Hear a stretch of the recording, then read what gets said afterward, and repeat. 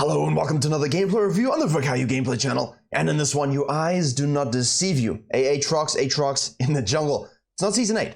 However, he is a bit of a secret source hidden OP pick that I think is going to develop and gain a lot more traction, given he's about to receive a 10% buff to his bonus sweet spot damage in 12.4. And if you're watching this, after Tuesday, that will be your reality. So be on the lookout, I was going to say outlook, for these changes. Now, I'm always a fan of, as you can see, blue team going on a cheeky invade. I had to redo this intro a few times, so I have seen this. I won't fake, surprise at this.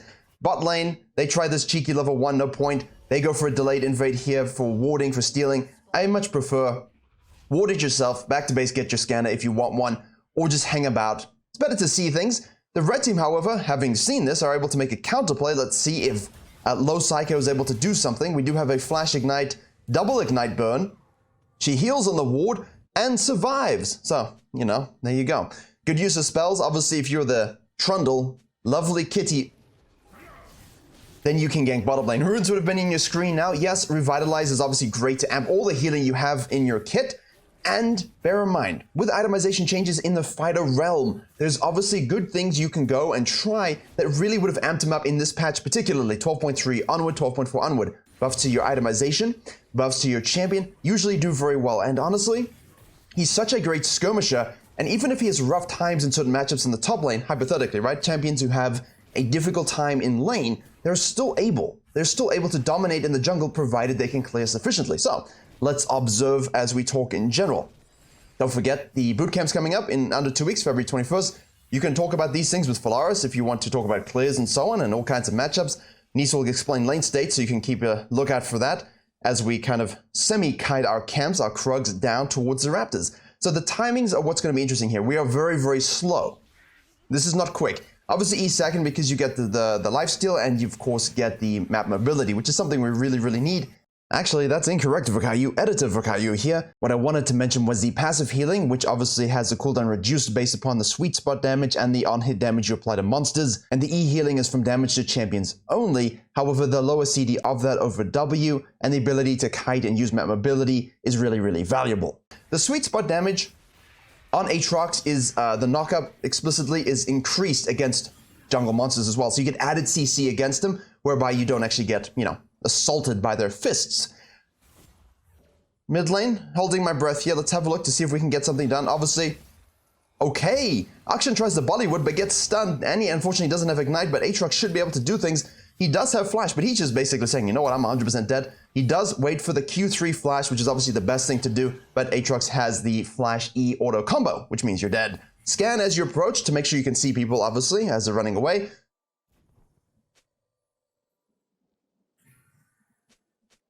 Let's just ignore what popped up on the screen. Okay, let's do that. Good job. Okay, very edgy name, sir. Very edgy name. Now, basically at this point, we know that AATROX did a red side into the mid lane gank. We know that the Trundle did the red into blue side into the top lane gank, so this is under his control.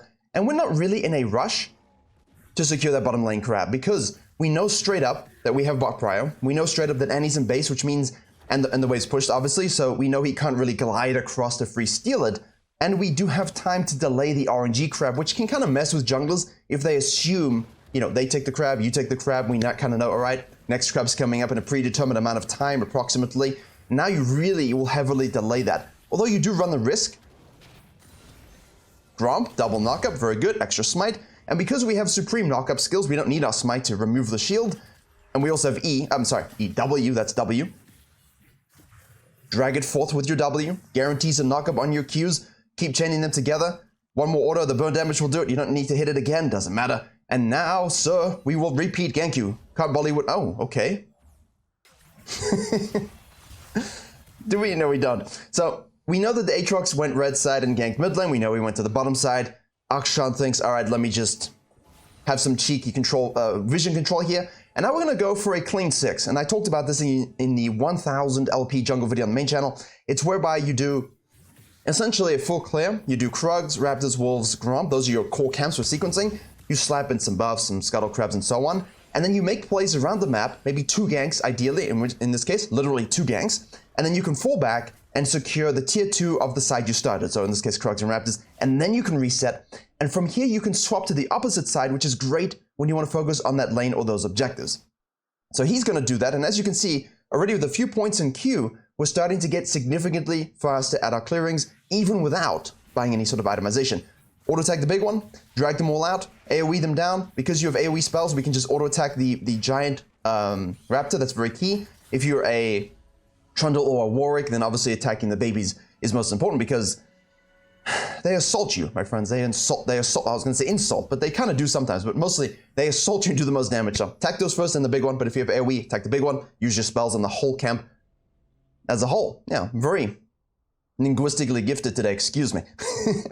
Out of base here, now we have the Iron Spike Whip, which is what we want, plus a couple long swords. At this point, it is exactly as I said. You do the clean 6, you have 2 ganks early, you get a crab, and now you're able to shadow down to the bottom side. If nothing is available, feel free to control the tier 2 wolves and the tier 2 grump, which we have now sequenced thusly.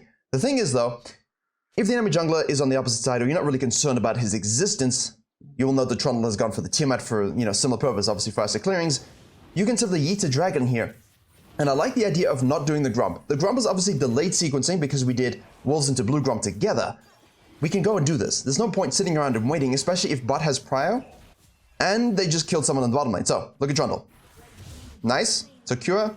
Trundle shows up mid lane. A little bit of cheeky shadowing, and we know where he is. He's not really getting anything going. He's down 8 CS, minus an objective, and essentially the AATROX, they both have had one successful gank in terms of kill pressure. Not all ganks are measured by kill pressure, but in this case we can very much do so. Now the RNG crab spawns late. If he had taken that and then done his blue side, okay, he delays his sequencing for the wolves and the grump. And if it spawned on the top side, the Trundle might be able to secure it. So in this case, he's able to sneak that dragon, fall back to blue side, come down to this random crab, and now we can do a nice late tier 2 red buff invade. Or technically it's a tier 2 red buff, but I've never really referred to it as that because of the spawn timers. So a plant gets hit, we get seen, we get stunned. Thank you, Brand, and now we yeet. Goodbye. Now, if you're watching a Night Blue stream, about the other day, he was playing Diana and got invaded on his red buff by an AATROX, the same AATROX. So this is a tendency. We like to set ourselves up for a clean first 6, then we can take our second camps, we can get a dragon, and then we can do a delayed invade with our advantage onto the enemy jungler. Now here you see the Trundle. We're not really focused on the Trundle this game because I want to talk a little bit about the AATROX and show you the AATROX's kit and how fast you can actually do things. These auto attacks really start to hit heavy, and the regeneration is so good with Revitalize. Obviously you can go through that wall as well. Remember, there's a lot of wall jumping. If you guys were here or played the game in Season 8, those of you who weren't, most pro players and high elo players were basically taking AATROX's Qs and Es and stitching them together all around the map to find the nooks and crannies where you could kind of slide in and out. And it was such a fun jungler to play. Because now, much like Volibear, we have the ult should we want to dive this, right? Jhin does maximum damage from the range, from long range. We ult if necessary. If you're Volibear, the same kind of play can be made. So very much a fighter diver, tower diving composition. We have run out of our ultimate, so we're not going to get any regeneration from that. We can hit our Q, and then we die. This was obviously most likely going to happen. I think in this situation, everyone should have, and objectively should have, perhaps just run away. Although, we can results-base this if you like. Never mind, we cannot, fortunately. Good. Whew. And then Trundle gets a lot, and the action gets a lot. This happens too much, where I'm like, you have to know your champion, right? I'm trying to get all the words out before he respawns. You have to know your champion. If I'm playing Volibear and I know I can turn this, I will, right? But you're very, very low, and Trundle, he hits hard. He's got Sheen already. He has Titanic. It's a lot of damage, right? And he is still going the Divine Sunderer build. So if you fight him again now with a Warhammer and those 3 items together, he hits really, really hard. Okay, out of base. Why blue side and not top side? Well, you know, we have mid prio. Top lane is Mirthos on the Scorpion, who's going to be reworked, thank goodness. And, you know, he's out of mana, he's going to need to reset. So we can see this out of base. You can watch the state of the lane and think, all right, if I go for this, can I snack on this Herald sneakily? Yeah, you probably could, but you know that the Trundle just sequenced down from mid lane, took all the camps after you did this, showed a bot lane, got a triple kill. He's going top side, you're going top side. What do you do better than he does? You sequence well, you sequence better. And so don't compromise yourself with coin flip plays, even though they might seem good. Look at the lanes, assess itemization spikes, and be aware that some champions are just not worth stack checking over a Herald. We do want the Herald, mind you. I mean, we do want it. In a different world where top and mid have just bought and killed their laners and pushed up, yeah, you can go top lane, take the Herald. You have that assistance. Now, in this case, it's exactly what we're seeing. The Trundle goes for said Raptor camp. Sorry, what's this? Scuttle Crab camp. My brain today is, woof. Look at this. What do you see from blue team? What do you see from blue team? Blue team's perspective. This is something I covered on the main channel video in the... He just got seen, actually. It's very interesting. He literally just got seen. So I like looking at this because we looked at... I can't remember the example. It might have been on the last gameplay. They literally just wall hopped this, unseen, snuck it away. You couldn't do anything about it.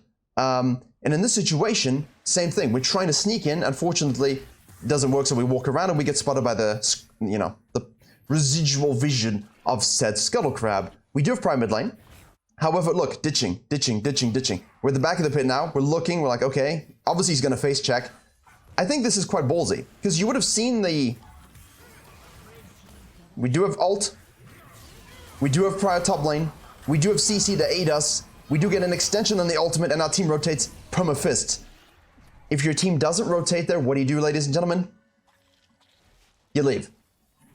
Just leave. It's not worth dying over. If you can get it, and you die for it, is that worth to you? What do you lose? Do you lose plates? Do you lose counter junglings? Do you lose mid lane? Is it a snowball event? In this situation, because we have prior top lane, and Annie can react to the Akshan while pushing herself, good play, okay? We just play around our team, but you saw he dragged it to the edge of the pit. He said, if they don't come, I leave. But look at the power of the champion. That's what I'm trying to show you. A champion, a jungler's viability is in, can they skirmish meta champions as we go straight out of base to the mid lane? Akshan trying to go super deep, gets chained by the W and flippity, now you're dippity, dead? There's no rhyme for that. Normally I go hippity hoppity, now your soul is my property, but that didn't seem to work here because that's a fiddlesticks line. Regardless, out of base, straight to the mid lane. We do have the Herald available to us because our team rotated. Thank you so much. We have Gore Drinker also. W might be able to work just out of the edge radius, but Leona does hit that beautiful ult. Clean it up, baby. And Senna tries to ult, bless her. Bless you, Senna. Nice attempt, but it doesn't amount to anything. We're starting to snowball. And as I was, let me finish the previous point because people think anything can jungle. To a degree, that's true. But if you watch the main channel video, Diana versus Gwen, yeah? What was the thing that most stood out to you? It was that Diana could make a play because the Gwen simply farmed slower. End of story. And Gwen's a very, very, very strong pick in the jungle. In this situation, the AATROX farms his red camps very, very slowly as an AoE, but he kinda does still want to get that level 4 spike of a 4 clear. So what do? Not gonna match him in a cut and dry sort of full sequence. So we cut the map, we make a ganking action, we force something from the enemy jungler, we fall back to our camps, we get the clean 6, and you've negated a lot of weaknesses of an early jungler, of a jungler's early clear, excuse me, when they simply cannot match the meta. And from there, as long as you get your atomization, it doesn't really matter that you're jungling, because you will speed up your clears, you can win these fights against them as well, and as long as you can control objectives and rotate to scenarios like this, you're in prime position. You're in absolute prime position, and you look good too. This is a great rework. Kit issues aside, to get to this point, I played original AATROX. The aesthetic, very, very nice. And Ellis also liked it back in the day. A lot of us actually did like it. The only people that really hated it were AATROX's mains, and I understand why. But he's definitely more reminiscent of the original AATROX than he ever was. Now, this was a great play. Out of base, we cut, we kill, we play off it, we shove the Herald, we steal some stuff, and we move back into our jungle, and now we sequence down because we do want to snowball this bot lane. They're fed. We need to play around it and make sure that the Trundle doesn't get another triple kill. Because that happens way too much in coaching. People get leads, they make a misread around this 13 to 15 minute mark, and they throw the game. And this game I kind of chose because the AATROX did the most damage. It was very much a carry game by him. His lane is played well around him, but he was required in order to win the game. And in these scenarios, you see, so we see top lane, we got some fighting. I'm kind of nervous. You know, I haven't seen the Trundle in a while. Most likely he's doing some counter junglings as well, which is why we kind of take this in sequence down. He shows up, Pillar doesn't show on the replay still. We flash in for the chumpity chump, and will we get out? We should be able to. The Pillar of Ice plus the Frozen Zone of Speed is very, very strong in Trundle. And in the meantime, I just had to rewind because he cleared this, and I just wanted to show you what you can be looking at. You can see this on the minimap. Move to the mid lane. Let's pressure the map here. We have no wave. Doesn't really matter. Flash for flash. We'll take it. Wasn't our flash. It was any flash. She could have ignited, but again, I don't think that's nearly enough to kill him. That's fine. Jungle makes a play. Steal his stuff and then try something. And then you can always fall back to your blue camp when you need to. Oof, I love the AATROX slides. They're so smooth over the wall.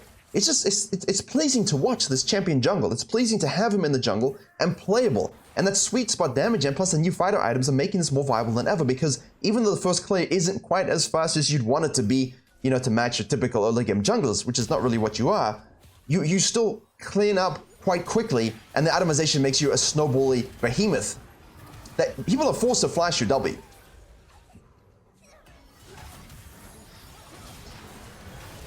I want to say something, but I cannot. Look at the lifesteal. Look at the lifesteal. Look at the lifesteal. Great again by the Leona. We're going to keep going as long as we can here. And a lot of other fights against other team counts, we might be able to. Okay, unfortunately. Can we predict the Jhin? Well, we have to flash this one out. Jhin, keep your range. We're just sitting in front of him here, next to him, making sure we can kind of protect him if they go on, and maybe we can turn something, but do be careful because your Scorpion top lane has no TP. So overall, I like these kinds of plays. Hold on, it's not over yet. We have Gordrinker. We have plated steel caps of death. So you see the Trundle move from the bottom lane into this. And now, okay, look, okay, so it's ruined now. It's ruined. I was going to say, if you see categorically people leave, detach, go back to base, then by all means, wait for the person over pushing and then make this commitment. But we see the Senna, okay? We know that Shen was in the area, and we know that our Scorpion currently is pressure topside. So play in a position such that you don't get caught out here, but unfortunately we do. Oopsie, I guess. It does happen to the best of us.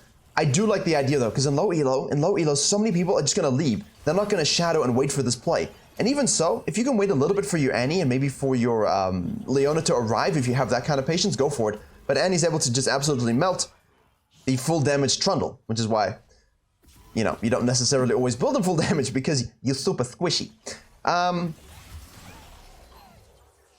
Never mind, he's not dead anymore. This champion though, Akshan. Say, Hextech Dragon, please use the gate. Finally, someone used the gate. I have to point it out in coaching and in replays all the time. People just walk on by, not paying attention to the gate. Get on the map quicker. Basically, the people that use that the most are the original Rek'Sai players. You know what I'm talking about, with that ultimate we could just shoot anywhere you wanted. That was so broken, but so fun. Oh, 2014, 2015 were good times. Hextech is kind of the closest thing we can do. Now in this case, we've done simply Wolf's Grump. You could try and yeet this crab, knowing that Trundle was dead. However, your bottom lane is pushing here on the bot side, which is great. And the reason we don't do this crab right now is because we know, one, the Trundle had just died and would have been pushed off the map. Two, you're able to get item completion. And three, it's because that crab is right in front of the dragon that's about to spawn. So basing before the crab here, now you might do the crab first, but then you're going to base, and you probably will be late to the dragon unless you use the Hextech gates and kind of just hope no one's on it. But at the same time, you really gain nothing, or sorry, you lose nothing by doing this, because no one's really in a position to contest you at this stage. You're super fit, and even though the gold is very close, no one can match up against you. Now the Black Cleaver as an item, the Armor Shred is great and will aid in anyone who's, you know, in need of such things, especially against a tankier team comp. I mean, not really tanky team comp. I guess for today's game, that's a tanky team comp, which says enough about the game, I think. Make tanks great again, please, right? I love playing them. They're fun. You know, there are items that can counter them, and the job is to CC, not to do damage. So, you know, think about that deeply. But the stickiness of the Black Cleaver, plus the buffs that it just received, means that it's a lot more of an attractive item now, even if you don't purely need it for the Armor Shred. And in something like AATROX, it gives you that bonus movement speed, not bonus, although it is kind of a boon. Movement speed is always useful. And the HP coupled with Gordrinker, you get 45 attack damage now, a lot of ability haste, These are stats that we absolutely love as a fighter class. Our bot lane is top lane, killing the Akshan. He's doomed. He should have recognized the fact that they were going to swap after they took bot lane and a dragon, but you know, that requires thinking, and not everyone is about that. We do our red side in the meantime, and now we sequence to Shadow. Please do that. Don't carry on pushing and farming your jungle. There's one down, your team's top lane. Let's push this lead. The gold lead was very equal. That was nice. The Annie CC is beautiful. AATROX loves CC. AATROX loves setup CC, purely because the knockups. Now, we had this question in the 1000, no, I lie, in the one on the main channel, the jungle decision-making test. If a team, and I'm going to pause it here, if a team had two splitting on the bot lane in a scenario where you're winning the game and you can push more into their base, do you go back to base? And the question was yes or no. Do we go back, do you go back to base? Yes or no? And the answer was no, because we had Herald, they had two splitting bot lane. I don't care if you take two towers, even if you get bounties. In this case, they don't get bounties even, because you can just activate the Herald, use your numbers advantage, they will rotate because you've already made the pick, you kill them. However, in this situation, the big differential is obviously that they have Herald, so now you have to respect that. The advantage you have, Shen and the Trundle might think you stick around, and in which case you kill them. Although I have no idea why they would think you stick around. And the Leona is already flanking, as you can see. Senna was top lane, Akshan was dead, which means they will now die. What does this do? It opens up Albaron to you at 20 minutes, or later than 20 minutes if it is that part of the game. We're not quite there at this stage, but you could look now 100% to sequence up, set up the Baron, repeat the play, just minus the Herald. So, let's do that. Grump, blue, wolves. That's always a good macro discussion though, isn't it? I love those discussions about macro purely because straight up they're going to use a Herald, and they most likely, even in Grandmaster Challenger NA as this game is, and then you can make all the jokes you like, there's still high elo, there's still Challenger, they're going to overstay here, which means in Silver and Bronze they're not even making those macro plays, but if they do, they're 100% overstaying, and because you have numbers advantage, just kill them. And if you're the support with CC, please flank from underneath. It's absolutely beautiful and very nice to do. Now, we can't bait out the Baron. The Scorpion is not very interested in playing the game, I feel. So, you kind of looking to force team fights in a way that's advantageous to you when you're 4v5. So how can you do that? Usually picks. Even though you have a Shen against you, he's just going to ult in. We're going to need the Skarner to actually show up here. So he's moving up. Akshan's top lane. They're in a 1-3-1 scenario. Fully engaged. I love this. Whether it works or not, the idea is exactly the same. Beautiful. Beautiful, beautiful, beautiful. You saw I said it, and they engaged. It's almost like of one mind, right? That's what happens the higher elo you go. Look at this. He's just going straight in. He says, yo, what up? You die. And we're just doing this now by ourselves because we can at this stage. Omnivamp for the win. Lifesteal for the win. And Brand is here by himself.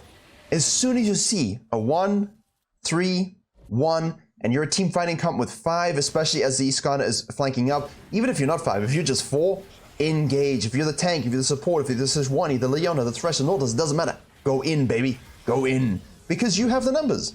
And if you can make their pick, you win the fight. Shen is not going to ult into that because Akshan's top lane. And now you get an objective from it. It's absolutely beautiful. And here's the benefit of AATROX jungle. Despite the fact that we have a few of those weaknesses, we all can understand this, you are an absolute force to be reckoned with. You are an absolute demon in the most literal sense, lore-wise, for people to handle. We have currently Gore Drinker, played as Steel Caps because who cares about Brand? In this case, most likely you're killing Brand or you're not really fighting Brand, so the magic resist doesn't really bring you nearly as much value. But in this game, if you got Death's Dance plus a Spirit Visage, you're absolutely juiced and primed. AATROX likes that. He likes that. A little bit of AP against you so you can build Spirit Visage. Very nice. And if you're feeling particularly spicy, maybe just go more of my Mortis, but I think in this case a bit more tanky with Spirit Visage, and that disgusting healing and shielding is always good, especially if like a Lulu or a Janna or a Yuumi. Oh, that sounds terrifying. That sounds terrifying. So we take the Baron, we split push the top side, we push this. Who's going to deal with us? No one. So we cut through. If they engage, we collapse from the back line, flanking with our ultimate, make sure they get destroyed thusly. Otherwise, you just make your way to this dragon, which is going to be your soul, which is... Hi, Trundle. Vyu's there? I don't know. He's just being chilling behind. Like, what is their positioning? But look at this. Watch the AATROX though. They're still alive. Ooh, that was a nice double knockup. Flash again. We force another flash. The damage is insane. No one can even get close to him. Now they've detached too much from the rest of their team. Our team needs our help, so we're gonna go back in. We have the W suck. They escape it. They split because of it. We're not quite ready to fight that one. I mean, this is a messy fight. I kind of want to look at that again, but I don't think I really want to look at that again simultaneously. Very, very long, drawn-out fight. And that's where AATROX thrives, ladies and gentlemen. Now, let's do that again very quickly. Just because it's interesting, right? So here he chased 3 people away. Now you've currently got 3v2 on the top side here. Leona's dead. Peel, engage. It's not to be. But you have the HP advantage because you're AATROX. These long, thriving fights, multiple procs of Gore Drinker, multiple aspects of that 30% Omnivamp against champions. It really is huge, right?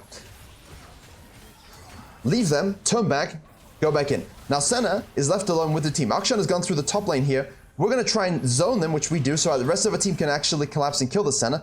Trundle now goes back in, but we have AATROX over the wall. Nice knockup. We're going to get that kill as well. Shen decided to take the Hexa Gates and disappear in the backlines, and now we can kill him as well. So that's a very long, drawn-out, well-played fight.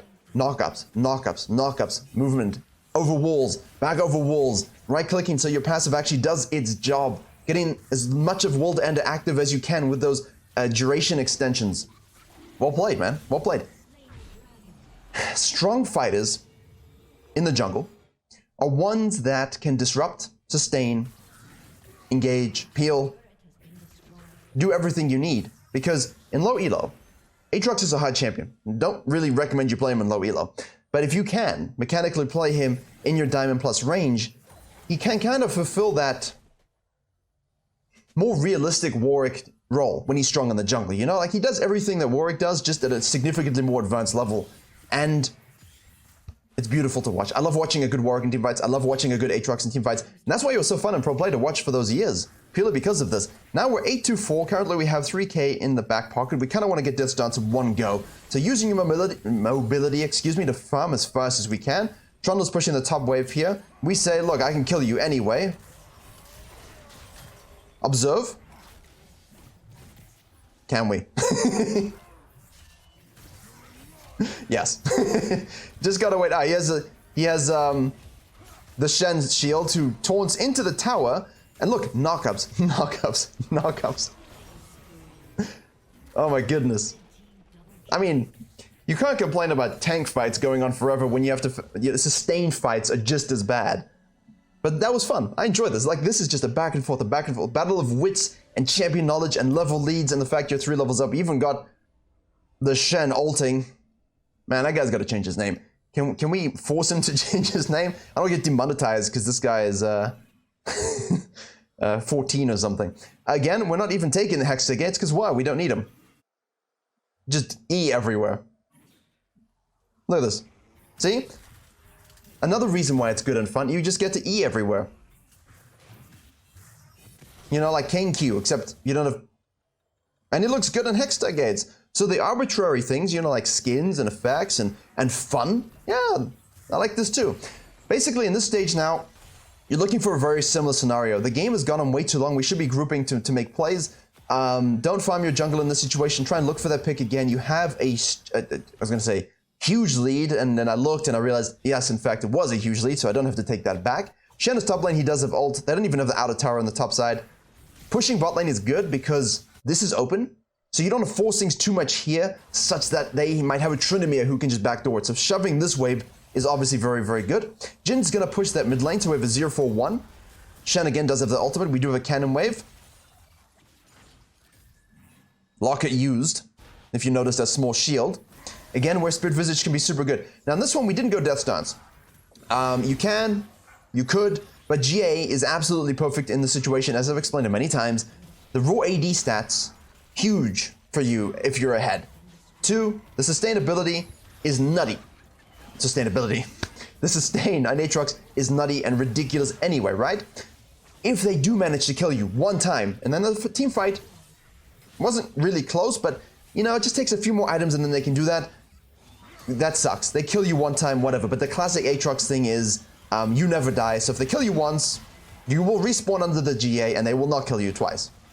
Them killing you once in this particular game state is a freak occurrence. The GA means that if it does happen, they won't do it again. Trundle was just running somewhere else. Who the hell knows what's going on through his mind other than, sorry to say this, jungle difference, but it was in this particular case. There we go, split pushing for the bounty. W hits, knockups hit, EQ hits. Champion's fun. I think I'm gonna break this out. What do you guys think? See?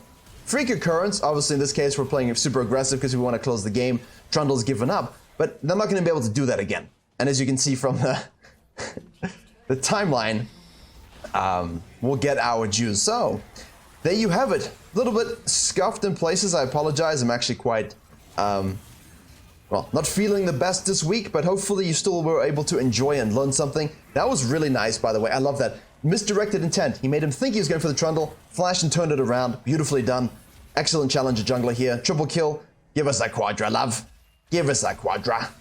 I mean, can we get the penta? Or is this going to be my Sejuani thing? Is this going to be my Sejuani thing where you get a triple and a double and it doesn't give you the penta? This should be a penta. This is my Sejuani thing. I'm going to upload a TikTok. Virkayu shorts and a TikTok. I'm putting these things up. I'm going to try and get that going as well. I'm going to do it later tonight, maybe.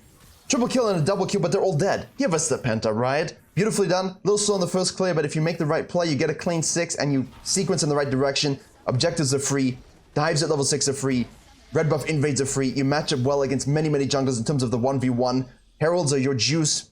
Be mindful about it. And then, of course, dominate team fights with sustain, knockups, and just tilting everybody.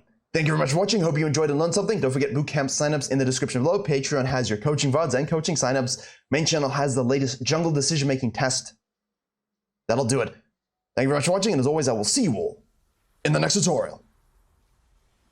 AATROX.